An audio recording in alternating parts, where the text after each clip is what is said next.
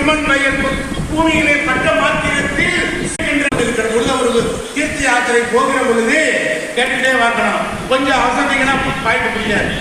ராமன் வாழ்ந்த காலத்தில் நீங்கள் வாழவில்லை, கிருஷ்ணன் வாழ்ந்த காலத்தில் நீங்கள் வாழவில்லை.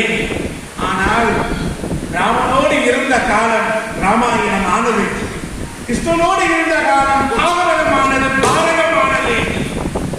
ஒரு நடனத்திற்கு கூட தட்டும் முறையை கூட கவனிக்கின்ற